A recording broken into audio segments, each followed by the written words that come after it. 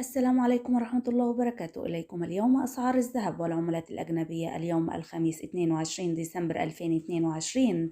قبل ما نبدأ الفيديو فضلا وليس أمرا الاشتراك في القناة وتفعيل زر الجرس عشان يوصلك كل جديد، وكرم أخلاق كبير جدا لو دعمتنا بلايك واشتراك، هيبقى كرم أخلاق كبير جدا. نبدأ الفيديو معانا النهاردة بسم الله الرحمن الرحيم. نبدأ الأول بأسعار الذهب.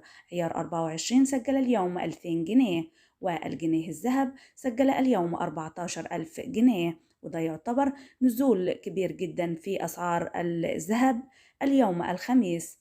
أسعار الذهب برضو اليوم عيار 18 سجل 1500 جنيه للجرام، أما عيار 21 سجل للجرام 1750 جنيه للجرام الواحد.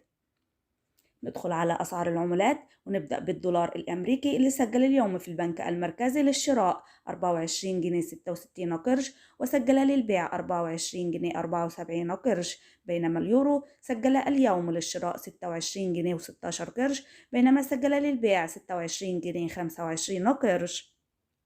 وبكده يكون الفيديو خلص معانا النهاردة. أتمنى أكون فدت حضراتكم حتى لو بمعلومة بسيطة. فضلا وليس أمرا الاشتراك في القناة وتفعيل زر الجرس عشان يوصلك كل جديد، وكرم أخلاق كبير جدا لو دعمتنا بلايك واشتراك، هيبقى كرم أخلاق كبير جدا من حضرتك. في رعاية الله وأمنه. سلام الله عليكم ورحمته وبركاته.